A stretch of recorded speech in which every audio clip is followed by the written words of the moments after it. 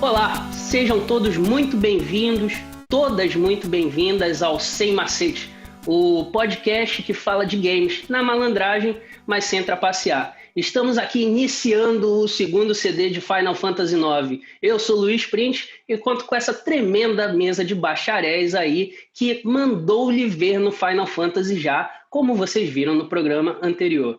Vitor Gomes, o senhor Vitor Casavelha. Rapaz, quanto tempo! Parece que eu não te vejo há 20 anos já.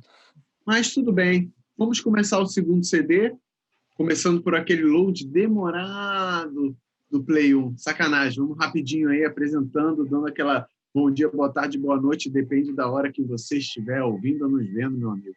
Tamo junto. Se tem algo que esse programa é mais dinâmico, era o load do Play 1, Vitão. Vitor Brown Sound, como vai o senhor? Muito bem, sempre tranquilo, prazerzaço aí, vamos continuar esse programa fantástico, cara, sobre Final Fantasy IX, tá demais. E tem muita coisa ainda para ser dita aí, muitos CDs para serem zerados. Vamos nessa. Muito bom, perfeito. Meu amigo Bellini, você que acabou de tirar o CD1 e está torcendo para que o CD2 não tenha nenhum arranhão e você consiga chegar até o final dele. Como vai você? Triste. Vou bem, cara, tudo bem. Opa, deu um pau aqui. Vou bem, eu acho. Olha o CD2 dando problema. Já deu, tá arranhado. O CD2 já tá travando. Tá. É bom quando o problema é no início, que você vai lá e troca logo. Foda é quando é no final. Pois é. Mas eu queria dizer o seguinte, o programa você vê que tem qualidade quando ele não tem erros de continuidade, né? Então você vê que a gente voltou, uma semana depois tá todo mundo aqui com a mesma roupa, mesmo cenário. Pô, excelente esse programa. Profissionalismo. Mas eu vou me entregar, quem costuma assistir os programas aí pelo YouTube já reparou que eu tenho umas 3 camisas só, né? Que é sempre a da guitarrinha, uma preta e o casaco. Eu tomo banho, gente. Espaçado, porém troco de roupa também. Zoeira à parte, vamos lá, pessoal, vamos falar um pouco da história de Final Fantasy IX, entrar um pouco mais no lore dele, que é uma zoeira também. Eu vou fazer uma pequena introdução aqui já, a gente falou sobre os personagens, como é que começa, mas tem uma grande ameaça na terra de Final Fantasy, né? Esse lugar que eles vivem se chama Gaia.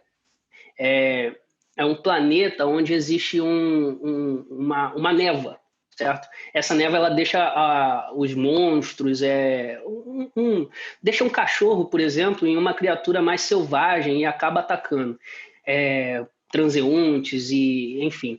Tem toda uma história por dentro disso, tá? Tem toda uma explicação sobre isso e eu queria que o Brown começasse aí, iniciasse os comentários sobre a história de Final Fantasy IX. Pô, meu amigo, você já começou falando o lance da névoa e pra mim é uma das coisas que mais me chamou a atenção quando eu joguei o jogo, né? Porque realmente o jogo, ele depois, é claro, o mapa vai abrindo e tudo mais, mas o início do jogo é muito concentrado ali no continente da névoa, né, do Mist. E a gente não entende muito bem, o Mist, ele é o combustível das aeronaves, né, dos airships. Então, isso é muito bizarro, depois que você descobre bizarro. O que é o Mist. Exatamente, porque você tá lá felizão, né? Tipo, caraca, voltaram os airships, cara.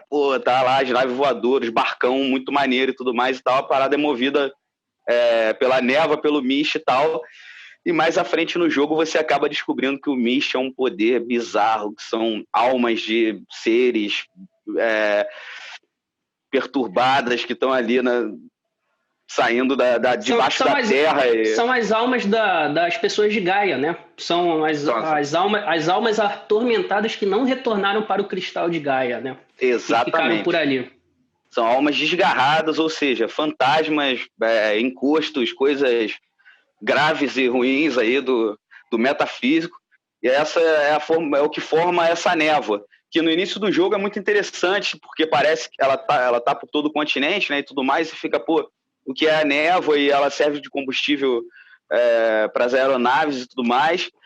E, cara, quando você fica sabendo disso, cara, que bagulho, né, mano? Os caras jogaram uma parada muito pesada, sacou? E aí você vai entender isso. Imagina você chegar com o seu carro no posto e falar: abastece aí com 50 almas atormentadas de pessoas mortas aí. Exatamente. É basicamente isso que se fazia com os motores à base de névoa. Queremos dizer que De névoa. estava fabricando um airship que não usava névoa. Verdade. Exatamente. Para romper com o uso do combustível, digamos assim, não renovável. Não, exatamente. Verdade. O cara já era Maneiro que o Cid estava pensando em fazer a nave, mas ele não tinha ideia de que o combustível eram almas, né? Mas ele já não sabia, era né? um cara à frente dele, né? À frente do seu tempo, era um cara à frente do seu tempo. E uma das primeiras CDGs do jogo, né? É um airship sobrevoando a cidade, né? E isso chama muita atenção. E a gente fica torcendo para pegar logo um airship, porque é muito maneiro andar com aquela porra no mapa. É irado demais. Tipo, isso já é bem clássico dos Final Fantasy e tal. E esse pano de fundo, cara, ele assim, a gente tá fazendo um monte de brincadeira, mas é um pano de fundo pesadíssimo, assim. Que mesmo em outros jogos da série que se propõem desde o início, a não ter muita... Tem muita piada também no Final Fantasy IX, né? Tem muita brincadeira entre os personagens. Zidane é um personagem muito engraçado, ele tá sempre fazendo uma piada e tudo mais, mas chega uma parte do jogo em que realmente tudo fica meio pesado, assim. E a névoa me chamava muita atenção, e aí quando começa a sair do ciclo da guerra e começa a batalha com Kuja, e você também entende a participação desse personagem, né, no jogo, porque a gente falou do Zidane, e o Bellini citou que o Zidane muda pouco, eu concordo com ele, eu acho que muda pouco, mas com o aparecimento do Kuja, e quando ele descobre que os dois têm origem, no final, sim, a mesma origem, no final, ele começa a se perguntar algumas paradas, aí começa meio que essa transformação do Zidane ali no final, e o grupo é muito importante, a gente estava comentando, o Vitão falou, o Luizinho também. Cara, o jogo sim, ele eu queria falar outras coisas sobre a história que eu acho legal, assim, antes disso, antes da gente começar a ver o jogo, primeiro que, assim, a forma que, eu até queria comentar isso mais pro final, que eu acho que talvez esse seja um dos pontos fracos que eu acho no jogo, porque eu acho que a forma que eles escolheram para contar toda a história ficou mal dividida ali dentro do gameplay. Então, assim, quando você chega no final é que você começa a descobrir muita informação, e aí eu acho que fica desequilibrado, depois eu vou falar disso de novo. Mas o que se passa, na verdade, é o seguinte, muitos anos antes, né, alguns mil anos antes, a população de um outro planeta está se esgotando, né? O planeta está sendo destruído, a população está se esgotando, então eles elaboram um plano que é botar as almas desses seres desse outro planeta em suspensão. Terra, né? Planeta Terra. Talvez seja falando que um dia, né, o nosso planeta se destrua. Desculpa interromper vocês. Na minha versão era Terra, com um R só. Vocês era Terra. Terra. Mas esse Terra, você jogou em italiano, né? Italiano. Terra quer dizer alguma coisa? Não? É 1 tera, tipo, no computador. Tem uns 1000 gigas. Porque, por exemplo, Terra e Gaia também são coisas que comumente estão em Final Fantasy, né? Tanto que o personagem do Final Fantasy VI, o principal é a Terra, né? E Gaia é sempre a questão do espírito, do planeta. Não, e muito citado no The Spirit Within, o filme, né? Que a gente fez no podcast anterior. Então são itens que sempre estão lá. Agora, essa parada de ser Terra me chamou a atenção, bro, porque aí você não faz a comparação direta ao nosso planeta, né? Porque toda vez que falam Terra, eu já penso direto em alguma questão relacionada ao nosso planeta. Um futuro problemático para o nosso planeta, né? Antes de entrar na parte de tradução... Ainda não vamos em tradução, não, pessoal. Vamos nos manter na questão da história. Antes de entrar na parte de tradução, tem um fato interessante que é colocado, é que Gaia, na verdade, é terra para o grego, né? Ela vem da mitologia grega, e Gaia é a deusa terra, né? E Urano, deus céu, né? Isso é uma parada da mitologia grega, e no jogo eles fazem essa brincadeira de botar Gaia é o planeta que está sendo conquistado, e Terra, né, que na língua latina é terra, né? se torna o outro planeta, né? Isso é uma Me parada... corrijam, Então, isso- me corrijam, mas eu acho que Gaia sempre é citado como o espírito do planeta. No No contexto jogo, no do jogo. jogo, no contexto do jogo, jogo. tem Inclusive, sempre isso essa vai coisa acontecer no espiritual, 9, né? Sim. No 9 sim. vai acontecer que é a questão de no- consumir Gaia para transformar em terra, né? Que também Isso. também era parecido com o 7 também, né? O 7 também em algum momento abordou Gaia isso, é o que a espírito Gaia é o espírito do da Terra. planeta. É a mesma, É. o Final Fantasy tem essa abordagem. Mas então falando da história do 9, então esse povo da Terra teve esse plano de botar as almas em suspensão e depois repopular essa galera em outro planeta que fosse adequado. Um cidadão ficou vivo, né? Que é o Garland. É um E androide, né? É um androide. ele é um androide, não sei se ele é um Ele é um androide. androide, eu acho. É um ser espacial muito Mas louco, né, cara? Um troço aí ele saiu nessa É. missão, ele que criou os genomas lá, que um deles passa a ser o personagem principal depois, e ele começa esse plano. Então o plano dele é substituir as almas da Gaia, que é o planeta que se passa a história do jogo, pelas almas de Terra. Para isso, ele precisa que as pessoas morram e o jogo, no universo do jogo, existe como se fosse uma reencarnação. Então a pessoa morre e ela volta ao planeta, como se fosse uma coisa só. E o plano dele é interromper esse ciclo. Então ele cria um mecanismo que interrompe esse ciclo das almas. E É aí, a árvore, né? que é a árvore. É a árvore. É. E aí, quando as pessoas morrem, elas deixam de voltar e ele começa a botar as almas de terra. E aí ele precisa acelerar a destruição do povo, e a forma que ele faz isso é criar guerra entre os países. Então esse é o pano de fundo que a gente não sabe e só vai descobrir com 5 minutos para acabar o jogo. É isso que Exatamente. Não, Você não, joga. também não Tem umas é dicas, assim. tá? Tem umas Também dicas, não é tem umas assim. dicas. Você descobre Aos ali poucos você um vai pouco descobrindo. antes. Quando o Kuja se desgarra do Garland, você já descobre que ele está ali para causar a guerra por algum motivo, Sim, né? Colocar sim. os países em conflito. Sim. E aí, ali, quando ele chega na nave do Garland, quando o Zidane descobre tudo, tem essa revelação aí, esse plot pesado que você Exato. toma uma porrada assim direto, Sim, né? sim. Tipo, informação pra caramba, ó. É isso que está acontecendo, aquele miche são almas, a árvore é isso, o É cristal isso aí. terra. Aí as almas que não conseguem retornar ficam vagando, e aí é tanta alma que vira um nevoeiro, que depois a engenharia descobre como transformar em energia, que vai abastecer os navios, e é nesse cenário que começa o jogo, né?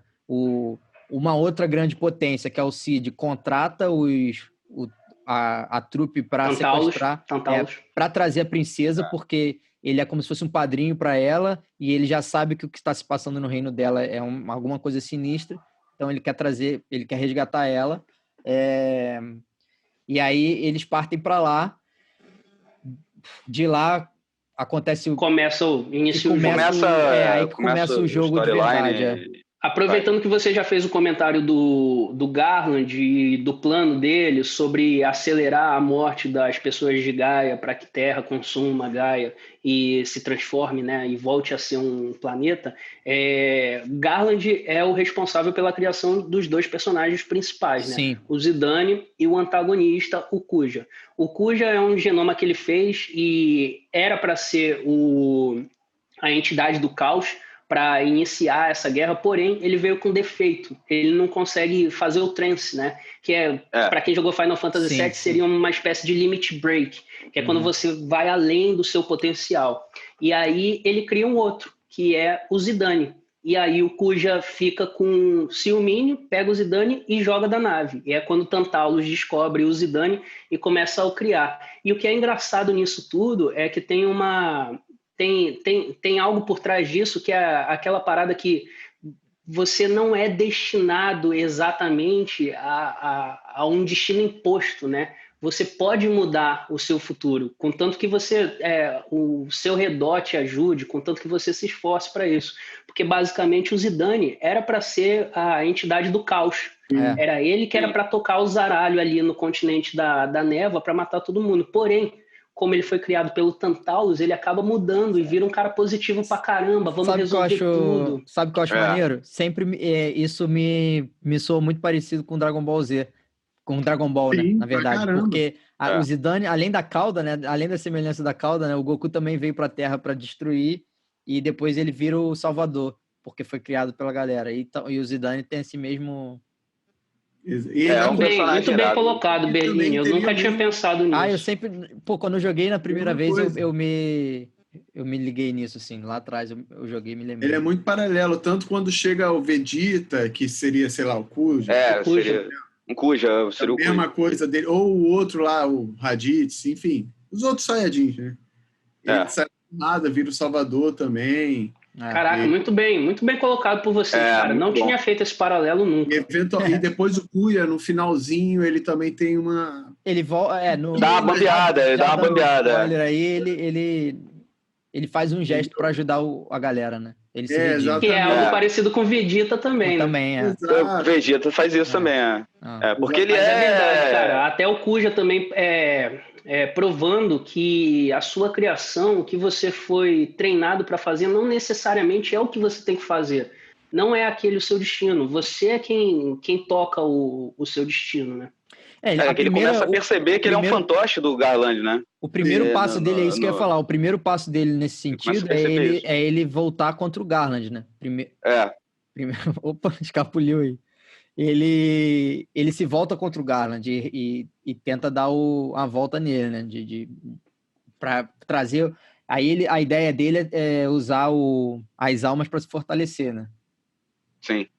Acho que a gente resumiu muito bem a história. Achei até que a gente ia passar mais tempo falando sobre isso, mas, cara, as palavras de vocês aí estão perfeitas, cara. Eu acho que quem quiser mais detalhes realmente tem que jogar, porque não adianta, a gente fala muito bem, a gente se expressa muito bem, tem um entrosamento muito bom, mas nada substitui a jogatina, a sentar no sofazinho durante 40 horas e mandar ele ver até você conseguir enfiar a porrada no Kuja e ele virar teu brother.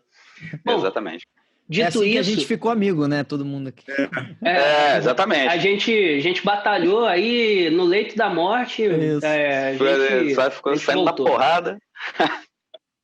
Bom, pessoal, dito isso, eu vou pedir pro Bellini e pro Brown, que foram os dois caras que jogaram o Final Fantasy lá em 2000, fazer uma análise aí com o remaster, né? Porque eu vi os gráficos da época do 9, mas eu confesso que vi em locadoras, vi em fotos, então eu não tive a experiência de jogar. Tanto como Casa Velha, eu só tive a experiência de jogar o remaster, e eu acho muito bonito. Então eu queria que vocês fizessem um comparativo aí do que vocês viram na época, em 2000, e o que vocês viram agora, atualmente com o remaster. Mas o Brawl jogou o remaster? Não me lembro. Eu não joguei. Eu só vi, mas eu dei uma boa olhada no gameplay e tal. Não joguei o remaster. Cara, assim, o Final Fantasy IX, posso falar algumas informações também do jogo que não vai atrapalhar, só vai ajudar. O Final Fantasy IX, na verdade, ele foi feito para ser um spin-off, né? Inicialmente. Né? O Hironobu Sakaguchi. Eles estavam produzindo o Final Fantasy X já. E o Final Fantasy, não era a ideia o Final Fantasy IX ser uma continuação. O Final Fantasy IX já foi feito para ser uma homenagem aos Final Fantasies antigos. Por isso, voltar à forma de Super Deformed. A gente falou dos Muggles, mas os Muggles estavam fora desde o Final Fantasy VII. Eu não entendi, peraí. Não era para ser um jogo? Era para ser era pra um spin-off. Era para ser um spin-off, era para ser um jogo, mas um jogo tipo comemorativo. Entendi, eu não sabia. E por isso é que os personagens voltam à fantasia, voltam àquela personagem cabeçudo, deformado e tudo mais e tal. E vários elementos que estavam há muito tempo fora da série, como os Muggles, por exemplo, eles voltam para a série. Os Airships voltam para a série. Tem muita referência a todos os Final Fantasy anteriores, sobretudo o 3 e o 6. As classes, né? A própria Dragoon, o Black Mage. O Vivi sendo um Black Mage, tudo isso estava na cabeça dos produtores, né? No momento em que eles estavam fazendo o jogo. E o jogo chegou a ser um pouco deixado de lado, assim, pela Square, né? Que na época estava ainda lutando, querendo mais espaço, porque estava começando, o PlayStation 2 estava para sair, e o Final Fantasy X já estava sendo feito. Só que quando chegou o jogo, eles decidiram que o jogo seria mais um jogo da série, seria uma continuidade. E aí tá uma coisa que, de repente, eu ia até perguntar pro Bellini se ele tem a mesma opinião que eu. Eu joguei o Final Fantasy X, e eu acho que o Final Fantasy X se aproxima muito mais do 8, né? Do que do 9, realmente, parece que o 9 é bem único, é um jogo único mesmo, assim. Né? Tipo, o 7 começa a parada mais sci-fi pesadona, o 8 é totalmente sci-fi, né? E vem o 9 quebrando tudo isso, voltando pra fantasia, voltando pros bonecos super deformes, né? Voltando com vários elementos que tinham sido deixados de lado na série.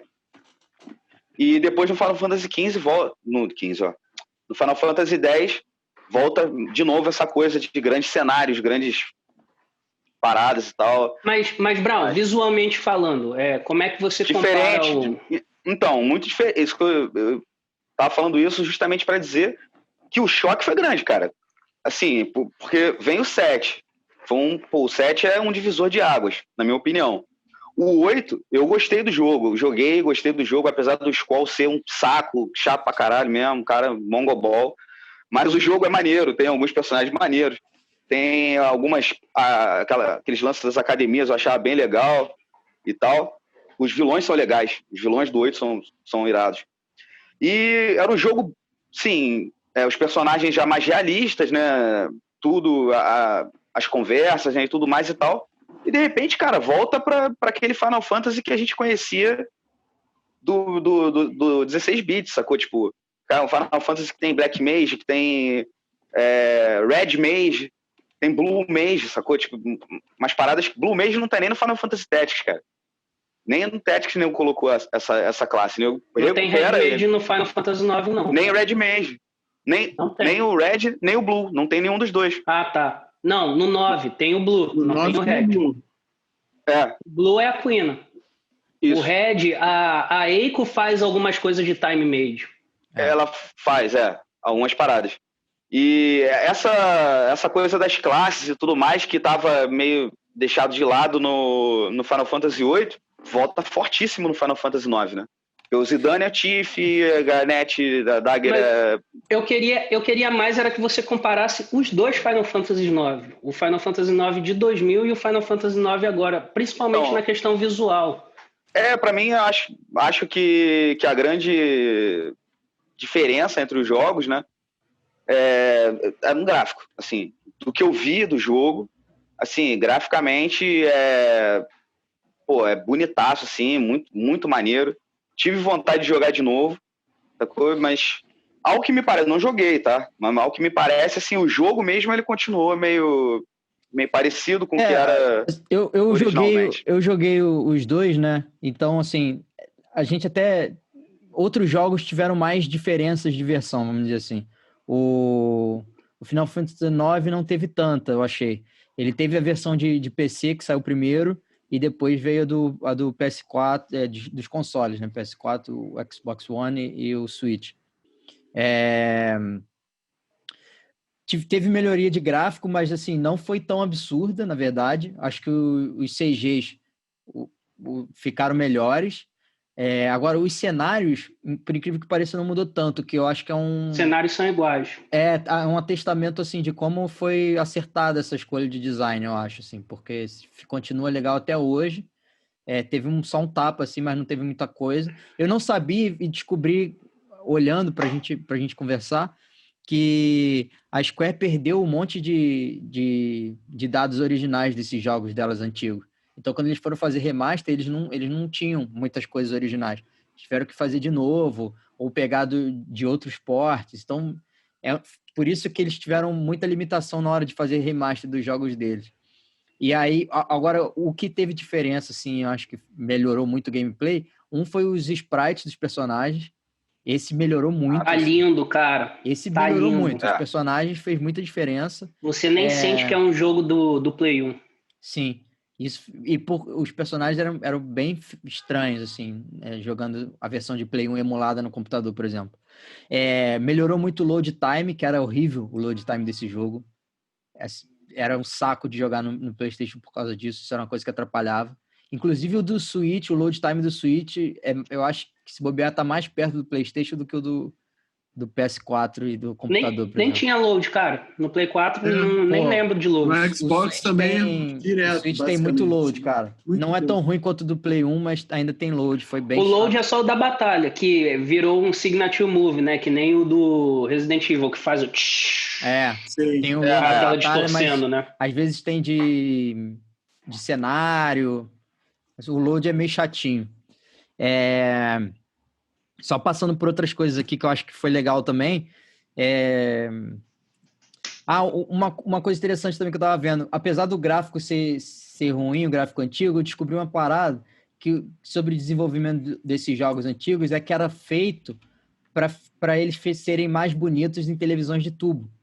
E agora a gente jogando esses jogos com Fica feio, televisão né? de LED, eles ficam feios. Aí eu até peguei uma imagem aqui, vou compartilhar com vocês. Deixa eu ver se eu consigo. Quem estiver assistindo o vídeo vai conseguir ver, né? Essa é a Era imagem pixelado, né? Esse é o Final Era Fantasy Bem pixelado. pixelado. Esse aqui é o Final Fantasy VI numa emulação de televisão de tubo. E o Final Fantasy VI é sem a emulação. Você vê todos os pixels, tá vendo? Horrível. E aqui, apesar de ficar embaçado, mas você via de longe, a televisão era pequena e aí perde a sensação de embaçado e o gráfico parece ser mais polido, né? Arredondado, né? Sem aresta. É legal, achei legal isso, não conhecia, tem toda uma discussão na internet. Tem toda uma discussão na internet sobre isso, sobre se isso era uma ilusão, qual que é a ciência por trás disso e tal. É maneiro. Interessante.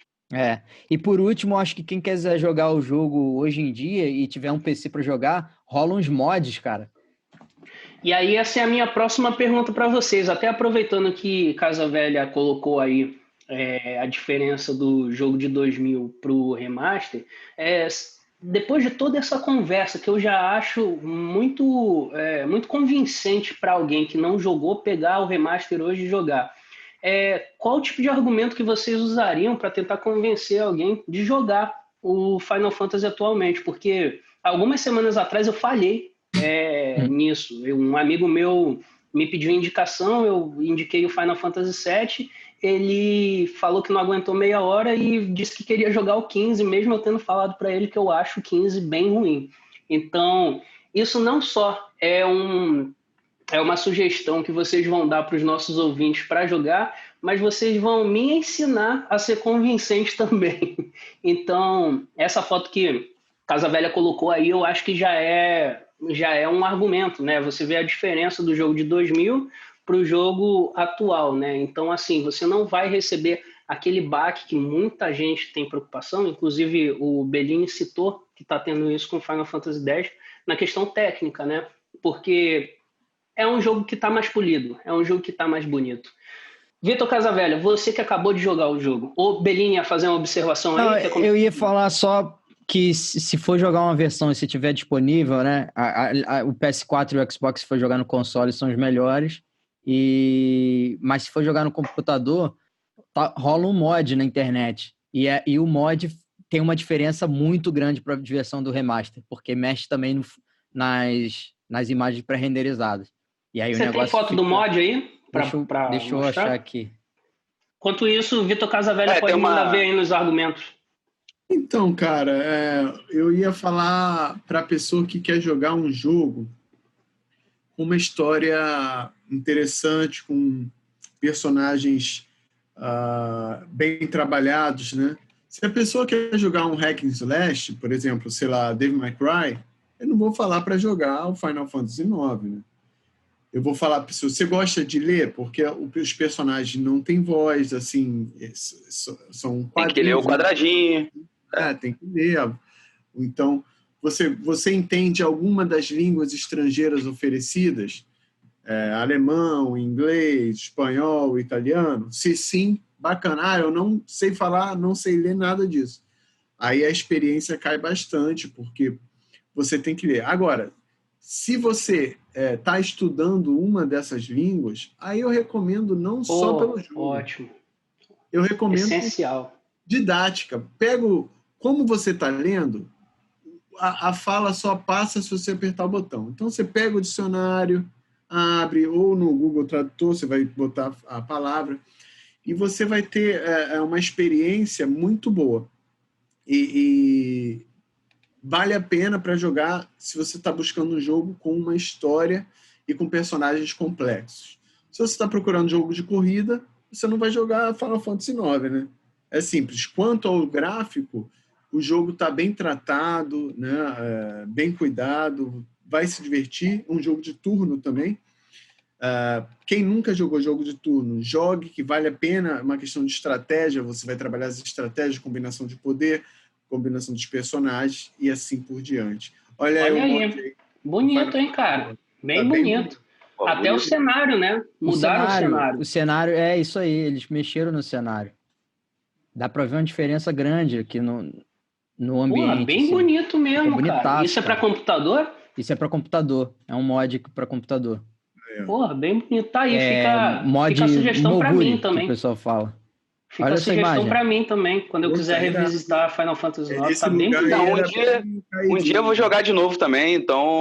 Olha essa imagem com a iluminação e tal. Tá bem bonito. Então tá aí, quem tem aquele problema com a limitação técnica já pode seguir pro mod do computador. Eu ia falar isso. Muita gente reclama, né, que vai jogar um jogo e aí, é feio, tipo seu amigo falou, Final Fantasy VII e tal. Bom, você tá limitado ali pela tecnologia do contexto histórico que o jogo foi feito, né? Agora, a Square, cara, tem muito cuidado quando eles fazem um remaster assim, não só do 9, quando eles fizeram do 4 do DS, que eu falei aí... o 4 não foi um remaster, né? Foi um remake, né? Foi um remake. Ficou 3D, né? Ficou 3D, exatamente. O Chrono Trigger, que eles colocaram mais CGs na versão que eles fizeram no passado. Então, a galera tem muito cuidado no sentido de fazer esses remakes e tal, remaster, enfim. Achei que tinha acabado. Não, só para finalizar, cara, como o Vitão tava falando, a história é o que é mais importante. E aí, se o que te atrapalha também é a questão da linguagem, é isso que o Vitão falou. Bom, se você tá afim de... Eu aprendi muito inglês, cara, jogando RPG.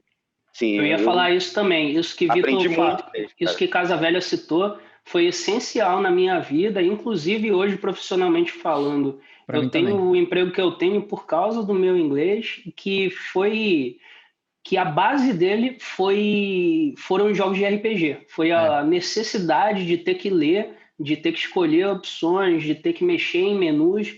Então, eu sou muito grato por não ter tradução naquela época, cara. Apesar de eu achar que atualmente é muito maneiro a questão das dublagens, das traduções, e aí você chega a outras pessoas, né? Porque, assim, eu aprendi o inglês por causa dos RPGs, mas eu estudei, né? Não foi do zero. Apesar de que tem muita gente que sai do zero e consegue aprender. Eu não tinha essa facilidade, né? Eu precisava de alguém me puxando, né? Que era a questão da aula. Mas eu sempre tive à frente ali do pessoal da minha turma exatamente por causa do RPG. Mas tinha uma retroalimentação, né? Eu lembro muito bem que eu ia para aula de inglês, voltava para casa, aprendi mais uma parada. Ia jogar o jogo, tipo, cara, o verbo que saiu, sacou? Tipo, um complemento. Então, é bem legal. É uma das maneiras mais divertidas de se aprender uma linguagem, cara. De se aprender uma língua. Então, isso é bem legal. Falando nisso, eu já posso entrar na questão da tradução, então? O Bellini deixa só a Bellini terminar. E aí a gente vai para a parte da tradução. Eu acho que vocês já defenderam muito bem assim, o jogo, na verdade, para quem quer jogar. Eu acho que tem dois públicos, né? Um que... Acho que quem gosta de RPG de turno vai ser bem mais fácil aceitar, até porque o jogo tá bonito. Então, gosta de RPG de turno, ainda não jogou esse... Acho que vale muito a pena jogar, assim, em qualquer perspectiva. Aí outra pessoa, agora quem não tem muito costume já é mais difícil, né, de jogar. Mas eu acho que os motivos que o Vitor falou são muito, muito bons, faz sentido mesmo. Anotei tudo e vou usar isso para ver se eu consigo convencer o meu amigo que não quer jogar Final Fantasy VII e está atrasando a sua vida. Vitor Casavelha, fique à vontade para palestrar sobre a questão das traduções. Que isso, meu camarada, jamais. O nosso professor. Eu só vou mostrar aqui umas questões interessantes, que já começa pelo nome do personagem principal, né? Que ele muda conforme a língua que você escolhe, né? Final Fantasy IX, na versão que eu joguei, está disponível em inglês estadunidense, inglês do Reino Unido, espanhol, alemão, francês e italiano. Aqui a gente vê que, assim como no inglês, o alemão também escolhe o Zidane, né, como nome do... Ainda não abriu, Vitor. Não abriu a imagem para mim. Tá só... Tá o desktop, Tá o desktop aí. Ih, rapaz. É porque você entrou em modo de apresentação, acho. Inclusive, é exatamente a brincadeira que eu fiz com o Vitor na entrada do primeiro programa lá de semana passada, né? Que Vitor não jogou com o Zidane. Vitor jogou com o Giban. Apareceu ou não? Não. Você tem que sair do modo de apresentação. Eita.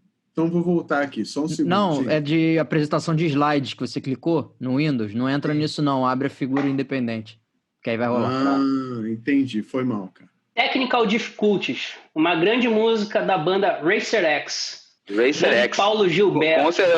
Grande Paul Gilbert tocando pra caralho. Esse dia eu estava ouvindo o Mr. Big, cara. Grandíssima banda também. Pô, muito maneiro. Segundo, vou abrir ela individual aqui pra gente poder... Isso foi uma homenagem de Casa Velha a esse grande guitarrista e a sua primeira banda aí que estourou. Por sinal, eu conheci, já relacionando com games, né? Eu conheci o Racer X, eu já conhecia o Paulo Gilberto. Paul Gilbert, né, cara?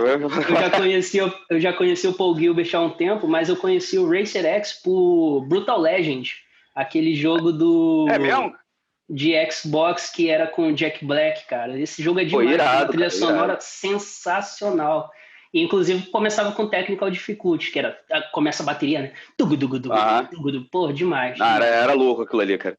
E Racer X já é uma referência ao Speed Racer, né, cara? Speed Racer. É maneiro pra caralho.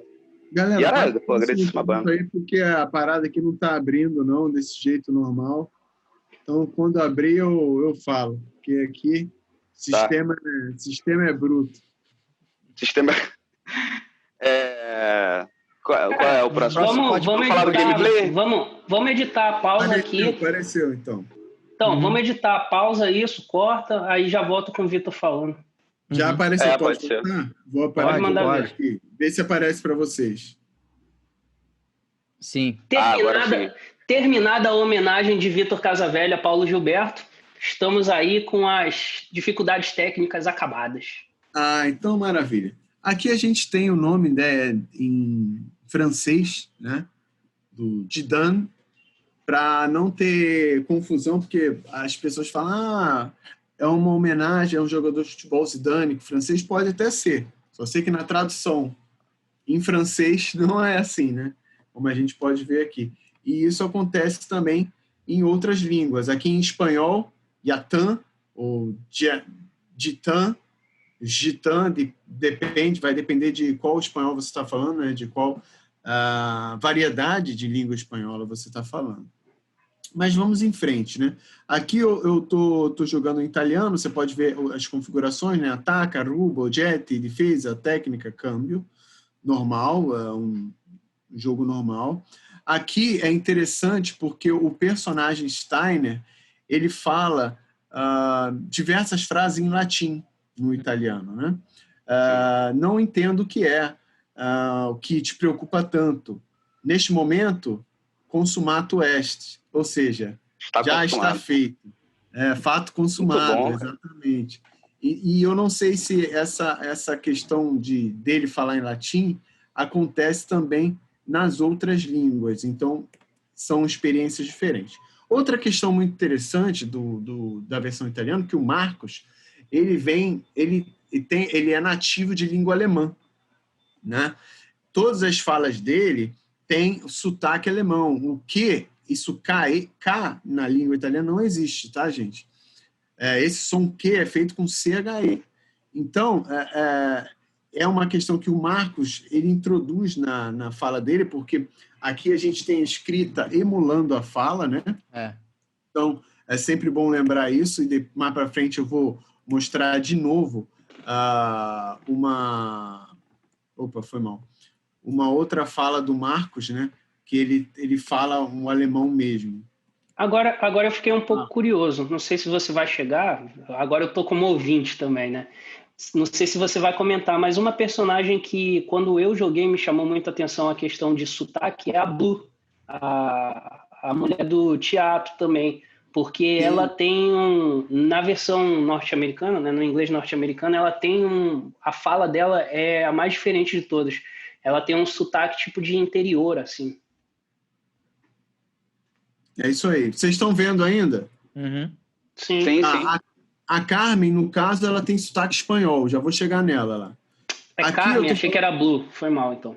Não, tudo bem. De repente é outro nome. Não sei. É. Aqui a Kina, ela usa de algumas expressões de variedades regionais diferentes do standard italiano. Aqui ela fala io mangio, que não é o standard, que seria io mangio, né? Eu como.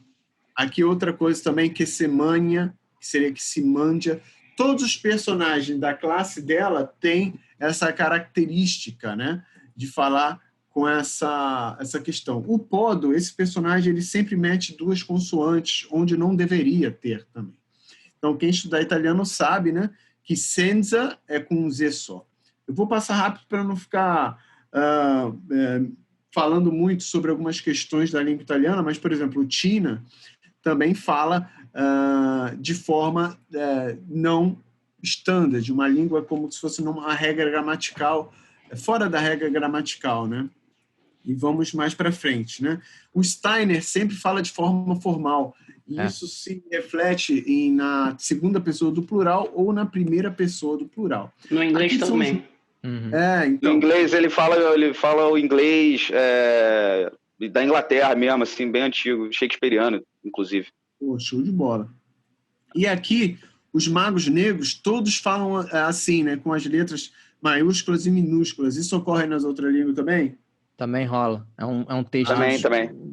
Menos o Vive. O Vive, ele dá uma pausazinha. O Cid, ele mete algumas palavras, tipo buri, enquanto ele é barata. Depois ele para com isso, né? Aqui a Kina de novo. O Cid. Vou voltar mais ao Amarante, normal. Aqui, ó. O Marcos, como eu havia falado. Capisce que la principessa in serio pericolem online. Isso aqui, como a gente sabe... Alemão, ou não. Então, é essa é uma questão que ele fala, ele vem a língua 1 dele seria o alemão, né? E aqui o Didan, nome foi dado a ele em italiano, né? Quando ele fala com a Freya. Aqui, eu como falei, Zidane, em alemão. Né? E é isso, galera. O Final Fantasy fiquei curioso agora como é que retratam a fala do Marcos em alemão, né? Aí vai ter que dar uma jogadinha. Tem que jogar em alemão. O Final Fantasy, ele faz isso, né? Ele tenta dar personalidade para os personagens através de como é o discurso. E aí a fala é sempre escreve como fala e não como escreve, né? Exatamente. O Final Fantasy VII fazia isso, eu me lembro. Os outros também. O Chrono Trigger também. Os jogos da Square. Jogos da Square fazem isso. Não tinha voz. O jogo não tinha voz, né? Depois passou a ter. Não tinha voz. Então, esse era um jeito de trazer sotaque e personalidade. Eu queria falar isso um pouco, porque, obviamente, de maneira rápida, eu falei em 5 minutos, eu vou escrever mais sobre isso, né? Sobre a experiência dos jogos eletrônicos de acordo com a língua. Final Fantasy, como o Benini falou muito bem, ele dá personalidades através da linguagem, né? Porque todos nós não falamos 100% de acordo com as regras gramaticais. Isso é fantasia, né? Como a gente usa pronome para começar a frase, enfim. Mesóclise e só o Temer usava, porque ele vem de outros centenários. Outros séculos, né? Ele vem de outros séculos. Apresentar-lhe-ei esse podcast, entendeu? O cara nasceu no século XVIII, então Sim, a gente entende que era a língua corrente do momento. Mas só para falar que quem for estudar, quem for jogar em italiano, vai achar algumas palavras erradas, digamos assim, segundo a gramática, né, normativa, mas faz parte de representações culturais e vai ter uma experiência muito legal, vale a pena para todos os níveis, né? Porque no começo é um pouco difícil, porque tem muitas palavras da fantasia, né? Que não fazem parte do meio cotidiano. Por exemplo, eu vou jogar em inglês. E eu só estudei Business English, por exemplo. Você vai ter um novo vocabulário, mas depois de 1 hora, 2, você incorpora aquela situação e vai embora. Vale muito a pena. Recomendo a todo mundo Final Fantasy IX em qualquer língua. Aí é só se aventurar, meu amigo. Inclusive, eu deixo a sugestão aí para o pessoal que se interessou mais no que Vitor acabou de falar, dá um confere na internet, na própria fandom, né, que são aquelas Wikipédias feitas de assuntos específicos. Eu acabei de abrir aqui a da Ruby, né? Eu achei que era Blue, mas é a Ruby. E aqui fala dos sotaques dela. Ó, na localização em inglês, ela tem um sotaque forte norte-americano do pessoal do sul dos Estados Unidos. Na versão japonesa, ela fala uma espécie de um dialeto Osaka-ben. Na versão italiana, ela fala com sotaque espanhol. Na versão alemã, ela fala com o sotaque do pessoal de Colônia. E na versão espanhol, ela fala com o sotaque do pessoal da Argentina. Exatamente isso que sempre locais rurais, falou. né? É sempre locais rurais desses países, né? E aí que carregam ainda um dialeto próprio misturado com a língua oficial dos países. Eu fiquei curioso sobre o Marcos e a versão alemã dele, mas no fandom do Marcos não tem sobre o sotaque dele. É porque ele é de lá, pô. Ele é de lá, o cara já tá falando que todo mundo entende. Brincadeira, mas é bom procurar. E é legal, procurar. Porque a gente fala um monte de abobrinha, mas quando a gente quer falar um negócio que a gente quer dar uma base um pouco mais científica, a gente mostra, a gente traz fonte, né? Porque tudo que a gente fala e você ouve na internet, você tem que duvidar. Fala, esse cara tá falando do quê? Da onde ele tirou essa informação? Da bunda? Não. O Luizinho falou do fandom, eu mostrei imagens do próprio jogo, da versão do Xbox, né? Então, galera... Mais importante do que da bunda é da bunda de quem, né? Isso que é exatamente. Também. Se for só da bunda... Retificando a informação que eu não consegui tirar da bunda, aí agora, que é o do Marcos, tem no fandom também, tá, pessoal? Ó, na versão italiana ele fala com sotaque alemão pesado, na versão espanhol ele sempre usa o Z no lugar do S, similar ao sotaque andaluziano. Na versão alemã, ele termina quase todas as frases com und so, que quer dizer então, é aquilo, né? Então é aquilo. É bem difícil, né, para eles traduzirem o jogo para outras línguas, porque vem carregado com essas questões regionais que tem que refletir a personalidade dos personagens e a cultura do lugar que está sendo traduzido. Então um trabalho muito maneiro da Square, né? Se a gente pensar que não muito tempo atrás a gente tinha traduções horríveis do japonês para o norte-americano, a ponto de ficar incompreensível o que estava sendo colocado. E agora, né, 20 anos atrás, já se iniciava um trabalho aí de localização do jogo, a ponto de colocar sotaque para poder dar personalidade aos caras do jogo, né? Pô, muito bom. É bom que o Luizinho falou também sobre localização e tradução, são duas coisas parecidas, mas são diferentes, né? Para quem quer estudar aí, só botar no Google acadêmico, né? Localização de jogos tem diversos trabalhos, inclusive eu já participei aí de alguns trabalhos como avaliação, né? De localização de Magic pela Universidade do Ceará, localização de séries, de livros de RPG também, os livros de D&D, eles também fazem. Tem bastante trabalho científico sobre isso. Legal, né? Porque muitas vezes a gente vê a ciência como uma coisa muito distante, né? Mas a academia está cada vez mais dialogando, né? Criando essas pontes, e com a internet a gente tem mais facilidade de ver esses trabalhos, que muitas vezes só estavam nas bibliotecas das faculdades. Então, galera, recomendo vocês procurarem localização, tradução, e bota o que você quiser depois, tipo, videogame, jogos de carta, tem bastante coisa, então vale a pena. Porque, por exemplo, o trabalho que eu falei, depois eu vou até trazer, ele fala um pouco sobre os nomes que mudam, né? Tipo, o Abu do Samurai Jack, a tradução, o nome natural era Aku, né?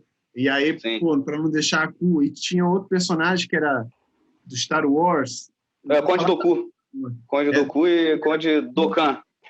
Dokkan, exatamente. Vira Dokkan. Star Wars parece que o cara que tá lá fazendo o nome é um brasileiro querendo zoar a porra toda, né? Porque tem o Dooku, tem o Capitão Panaca, tem diversos nomes aí que você fica assim, cara, esse estão querendo zoar mesmo o português. E aí, cara, no esse que você falou é legal ver, era tipo Coringa, na verdade Coringa, né? Sim. Só que ficou Coringa, porque, porra. E aí, a parada de tradução.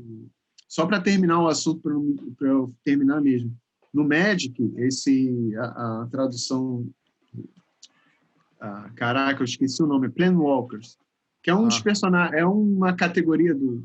Sim. Na série que o cara estava trabalhando, ele se chama Bolas. Nicole Bolas. E aí, muitas vezes, em inglês, eles só chamam... eu lembro desse, legendário. O que é normal você chamar alguém, em muitas culturas estrangeiras, só pelo sobrenome. Bolas. E nenhuma das vezes, nenhuma tradução dessa série, ele veio Bolas. Era Nicole Bolas. E não podia deixar falar, porque a gente não tem maturidade de falar, vou jogar bolas na mesa, e o caralho. Enfim, é só isso, galera. Falar sobre... Eu me empolgo porque eu gosto muito do tema aí, mas vamos voltar... maneiro, pô. Maneiro, irado. Aprende muito com você, cara. Star Wars e vai embora para as outras galáxias. Não, sem Star Wars, mas eu aprendo muito com você, cara. É isso, eu que aprendo com vocês. Bom, é isso, pessoal. Antes de passar às considerações finais, não é um spoiler, porque esse jogo tem 20 anos, como eu falei aí no início do programa. Eu queria só fazer um comentário sobre o monólogo final, que não fica explicitado que é o Vivi exatamente, porém, todo mundo... não é explícito, sacar, mas todo mundo... todo mundo fica certo que é ele, porque aconteceu, a vida dele chegou a um fim, e aí eu acho engraçado também, porque parece que o Vivi zoou bastante aí nas últimas horas de vida dele, porque aparece uma quantidade de filho dele bizarro. Então, as últimas horas de vida do Vivi aí, ele trabalhou bastante. Ele fez o final do jogo é uma carta que aparentemente foi escrita pelo Vivi, que ele fala sobre a ótima experiência que ele teve com os amigos e que ele morreu, uma hora ele morre, né? Ele chega no final, mas que ele fez isso feliz. Cara, essa carta é um monólogo dele, né? Eu estou até procurando aqui as palavras exatamente, é bem pesado, assim, é bem bonito o final de Final Fantasy IX. Vale muito a pena toda a jornada para ver esse final, né? Vocês lembram de alguma frase dessa carta? Porque eu estou procurando aqui. Eu lembro que ele fala... Ele fala que ele agradece ao Zidane por ter mostrado a ele como que é viver com amigos, né? A importância disso. E é legal que enquanto vai mostrando o monólogo, vai cortando para imagens da galera se reunindo, né? Enquanto o pessoal tá se reunindo para ir em Alexandria de novo. E ele fala sobre isso, fala que aprendeu muita coisa, aprendeu a importância das coisas importantes da vida e tal, mas que nem tudo ele aprendeu com Zidane, ele teve que aprender também sobre outras coisas, ele até fala sobre solidão, sei lá, que eu acho que porque cada um foi para um canto, né? E é legal isso também, ele falou, mas aí ele reforça, tem coisas que a gente tem que aprender sozinho e tal, e no final ele fala que é isso, que a memória dele vai... adeus, minhas memórias farão parte do céu, né? Isso. Do céu, não a questão espiritual, é o sky, traduzindo, é o céu físico, né? Sim, é bem legal mesmo. E é isso que dá a dica que é ele falando mesmo, né? Porque ele tá reconhecendo várias lições que era ele que questionava, né? Então, não deixa muita dúvida para mim que era ele. Seria e é o único Vivi que tá faltando, né? No reencontro é o único que tá faltando, então... E a gente tem o jogo inteiro deixando claro que ele vai morrer, né? Por tempo. Dito isso, levanto uma questão aqui antes da gente seguir para as considerações finais. Seria o Vivi o personagem principal de Final Fantasy IX? Cara, ele, se não é o principal, ele é estrutural para que a história possa acontecer, entendeu? Porque ele é de todo grupo de personagens, cara, ele é o que traz mais forte essa questão existencial, da discussão ontológica do ser, do que é existir, do que é estar no mundo, o que é o tempo de vida, o que é a vida, né? Tipo, será que a vida é algo que já está destinado a que você deve fazer, ou será que você constrói o seu caminho? E no fim ele acaba descobrindo, junto com o grupo, né, que o mais importante ele acabou aprendendo fazendo, né? Assim, ele não aprendeu lá na Vila dos Magos, ele não aprendeu sabendo do passado dos Black Mages e tal, ele aprendeu estando com a galera, vivendo e tudo mais. Então, eu acho que, do ponto de vista filosófico, o jogo é muito legal, muito maneiro, assim. E para quem tem interesse também no assunto de existencialismo, isso é uma discussão muito grande. É uma discussão grande no budismo também, é muito importante para os japoneses. Está sempre nos jogos da Square, né? Sempre vários jogos de RPG. E tem vários autores aí, vários filósofos para além dos que a gente conhece, que estão discutindo o existencialismo de maneira legal. Então, joguem esse jogo, galera. Achei o monólogo, cara. Achei o monólogo. Vocês querem que eu cite ele? Manda ver. Ele é um pouquinho grande, tá? Eu vou tentar traduzir aqui. Se vira nos 30, no instantâneo. Cuja, o que você fez foi errado, mas você nos deu algo, esperança. Todos nós fomos criados pelas razões erradas, mas você sozinho definiu o seu destino. Nós não queremos esquecer isso. Nós queremos a sua memória, que ela viva para sempre, para nos lembrar que nós fomos criados pelas razões erradas, mas que a vida tem um sentido. Eu sempre conversei com o Zidane como você era uma pessoa especial para a gente, porque você nos ensinou o quanto a vida é importante. Você me ensinou que a vida não dura para sempre. E é por isso que nós nos ajudamos a viver a vida ao máximo. Mesmo que você diga adeus, você sempre vai estar em nossos corações. Então, eu sei que nós não estamos sós, nunca mais. Por que eu nasci? Como que eu queria viver? Muito obrigado por ter me dado o que pensar sobre isso. Para continuar fazendo o que o nosso coração nos diz, continuar fazendo o que o nosso coração nos diz é algo muito difícil a ser feito. Todos nós somos muito, muito corajosos. O que fazer quando você se sente sozinho? Essa foi a única coisa que não... Porra, isso é pesado. O que fazer quando você se sente sozinho? Essa foi a única coisa que ninguém conseguiu me ensinar. Mas nós temos que descobrir esse tipo de coisa sozinho, nós mesmos.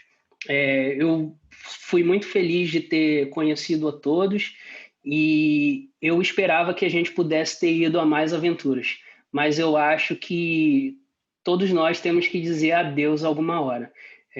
A todos, muito obrigado. Adeus, e minhas memórias vão ser sempre parte dos céus.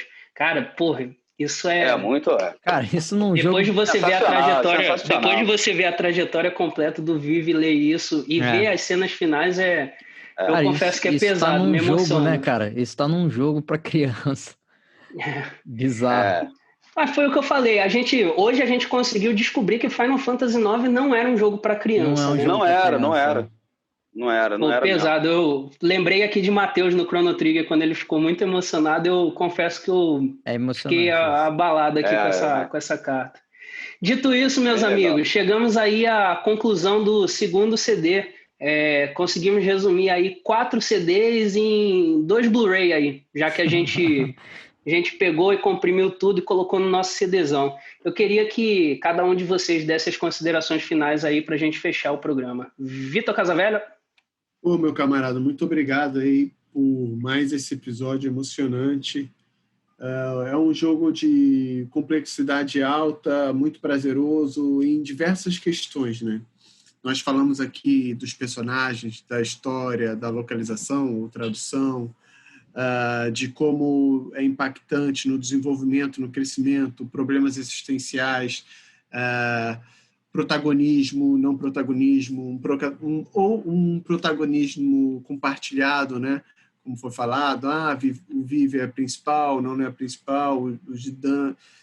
Se tirasse a Dagger, né? O Zidane, o Vive, o Stein também. Muitas vezes talvez não tivesse a história, ou a história não fosse a mesma, né? Teria alguma coisa, mas faltaria um elemento de muita importância.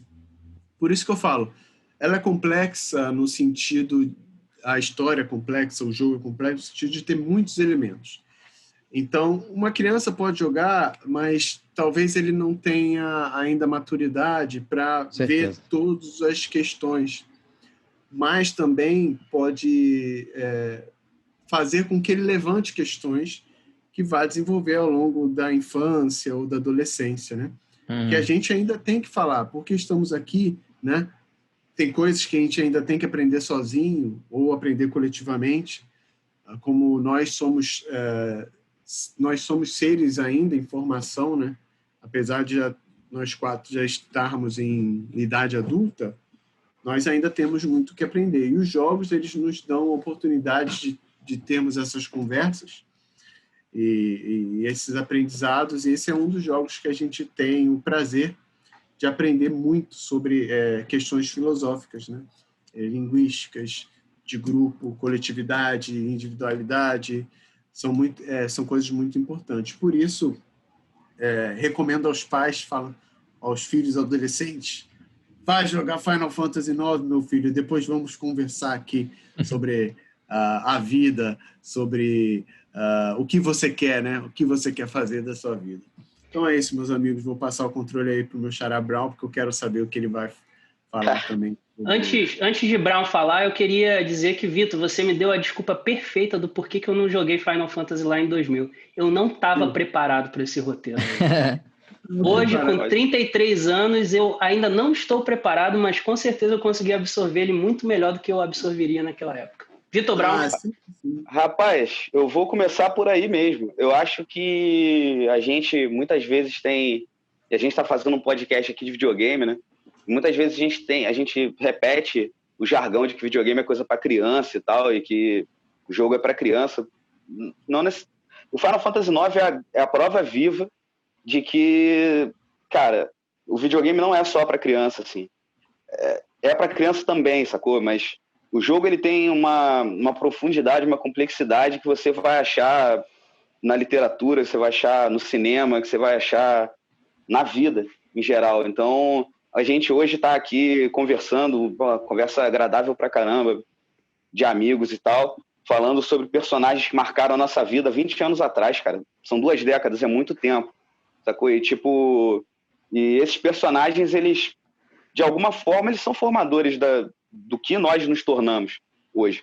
E muitas vezes o videogame tem esse caráter. Então, como o Vitor estava falando, cara, eu acho que é muito importante que as pessoas que quebrem esse preconceito em relação ao videogame ser uma coisa relativa só à criança ou só a diversão por diversão, né? Sim, eu aprendi muito jogando Final Fantasy IX, assim como aprendi muito jogando outros jogos, e eu diria para quem se interessa pelo jogo, né, que o que é o mais importante? O mais importante é a história. Assim, antes do gráfico, antes da jogabilidade, antes de tudo, se você quer jogar um jogo que vai trazer algo construtivo para sua vida, Final Fantasy IX é um desses jogos, e é um desses jogos. Tem vários jogos que a gente vai citar ao longo de vida desse podcast aí, que está começando a sua saga, assim como o Vive começou a sua saga lá atrás, junto ao Zidane, junto aos seus amigos. Então, é isso. Tamo junto. Obrigado, Brown. Felipe Bellini. Vocês falaram muito bem do que o jogo representa, né? Toda a mídia, quando vai para um lado mais artístico, assim, ele acaba tocando nessas questões que influenciam, né? O que as pessoas pensam e como elas passam a ver o mundo também, né? Eu acho que o videogame é uma dessas, como é um livro, um filme, uma música. Aí eu queria aproveitar para falar de coisas que eu achei que foram muito boas nesse jogo. Por que é um Final Fantasy um dos meus favoritos, talvez o meu favorito. Para começar, eu acho o ritmo da história, o ritmo do jogo é muito grande, assim. O jogo tem um ritmo rápido, sempre puxando um monte de coisa atrás da outra. Então, o início do jogo, que é a fuga de Alexandria, fuga da floresta e o embate com os 3 magos, acontecem sem descanso, assim. O negócio vai acontecendo uma coisa atrás da outra. É o primeiro ato do jogo, vamos dizer. Acho que é muito forte, é um início de jogo muito forte. Normalmente, às vezes o jogo de RPG começa lento e tal. Eu acho que isso é um ponto positivo dele. Você já está bem dentro da história quando ele para respirar. É quando eles chegam em Lindbergh. A ferramenta do Active Time Event é uma besteira, mas eu achava que era um jeito legal de contar uma história diferente, né? Essa mecânica veio do Chrono Cross, que saiu um ano antes. Chrono Trigger, cara. Não, Chrono Cross. Chrono Cross. O Active Time Battle? Da Kitchen Wait? Não, é o Time Battle, o Time Event. Você vê o que tá acontecendo na história com outro personagem. Pô, por sinal, Belinho, eu odiava isso, cara, porque eu também não gostava, cara. Eu queria que a história adiantasse com o personagem que eu tava usando na hora e não queria saber o que... Algumas vezes. Outras vezes eu achava bem maneiro. Eu achava legal. E isso, a Square já tinha experimentado antes nesse outro jogo, mas que foi pouco jogado. A volta dos Muggles, né, com o lance das cartas, eu achei legal. Um jeito interessante de integrar o save point no jogo, né? Tinha o minigame das cartinhas e tal. Diferente de ter um balão mágico ali que você salvava as paradas. Era um detalhe que eu curtia. A Mognet é legal, velho. Também teve a volta dos times com 4 personagens, né? O 7 e o 8 eram 3. Os 6 eram 4 também, que eu joguei antes do 8. Então, é uma coisa que eu gostei muito de ter voltado. Acho que dá uma dinâmica diferente para a batalha. Ele resgatou de volta o humor nos jogos de Final Fantasy, né? Então, era uma coisa presente no 6 e no 7 bastante. No 8 não tinha muito isso. Era um jogo mais sério, com esse tom mais dark que você comentou. Achei legal de ter voltado. Um jogo mais emo. O que eu gostei muito também, eu sempre comparando com outros jogos da série, que eram meus favoritos também, né? O 6 e o 7. A customização das habilidades nos personagens, né? Que era uma customização que você tinha que se comprometer mais, porque você aprendia a habilidade estando com ela equipada um certo tempo, né? No item lá que você equipava. Que era um pouco parecido com o 6, que aprendia com os summons equipados. Os Espers. Com os Espers, que era o summon. Que é o summon. No caso são os Eidolons, né? Isso. Enquanto a partir do 7, quem aprendia a habilidade era a matéria, não era o personagem. Então você depois podia trocar. Então o 7, eu acho que ele tinha esse negócio que não fazia muita diferença assim o personagem que você jogava. Enquanto os outros, você tinha que ter um compromisso maior com o desenvolvimento dos personagens que você queria jogar. Tanto que, só ratificando o que você está falando, o 9 ele volta com o sistema de classe, né? Porque no 7 você meio que tá para ser o Black Mage de todo mundo, no 8 é alguma coisa parecida também, porque todo mundo pode fazer summon. Tem as afinidades, e no 9 né? volta tem um pouquinho de afinidade, mas no 9 você tem que ter o personagem focado no que você quer que ele seja bom. Aí outra coisa também, a questão do trance e limit break, que é uma coisa que a galera na internet quebra muito pau, né? Eu acho que o sistema de limit break é mais legal do que o trance, mas o trance tinha um lance diferente também de que ia acontecer quando você não queria, né? Então tinha que contar mais ainda com a sorte, mas você passava mais raiva. O limit break era mais legal. Até ele era mais customizado também. E é isso, assim, eu acho que são coisas que fez eu gostar muito do jogo, resgatou várias coisas legais do Final Fantasy VI, que é um dos meus favoritos também. É um grande jogo, acho que todo mundo que quiser dar uma chance de jogar vai se divertir. Obrigado, Belinho. Bom, fica muito difícil fazer qualquer tipo de consideração final depois de vocês 3 falarem, porque basicamente vocês cobriram tudo o que eu poderia falar e acho que ficou bem explícito o quanto o jogo é bom, o quanto a história desse jogo complexa e o quanto os personagens são bem desenvolvidos e complexos também, a ponto de, 20 anos depois a gente ainda está discutindo sobre eles. Como eu já falei, se eu pudesse voltar no tempo, eu trocaria uma ideia comigo mesmo para não ter esse preconceito da questão visual do jogo, porém, não me arrependo tanto de ter jogado ele só atualmente, né? Muita coisa passaria batida naquele Luizinho de 20 anos atrás, porém, eu também acredito que, como eu gosto muito da franquia e o Final Fantasy IX é um jogo muito bom, complexo, eu provavelmente teria tido a oportunidade de finalizar ele mais de uma vez nesses 20 anos e talvez eu fosse um expert em Final Fantasy IX atualmente. Esse é o meu único arrependimento. No mais é isso, pessoal. Muito obrigado mais uma vez. Quero deixar um desafio aqui, hein? Deixar um desafio. Opa, então vamos terminar com o dever de casa. Manda ver. Será que a gente vai falar sobre outro Final Fantasy, um programa sobre algum Final Fantasy exclusivo? Olha, rapaz, aí é complicado, hein? Eu acho que esse grupo não tem muito assunto sobre Final Fantasy. Tem duas coisas que eu reparei aí nos últimos programas, que a gente não consegue falar de Star Wars e nem de Final Fantasy. Não, Ou se a gente vai cometer a loucura de tentar escolher qual que é o melhor, né? Também é complicado. Eu não vou participar disso. Será? Eu acho uma boa ideia. Eu não me coloquem nessa. A única coisa que eu consigo afirmar é que o 15 não é maneiro, mas o resto vocês vão me complicar demais, cara. Pessoal, muito obrigado. Nos vemos daqui a uma semana. Valeu!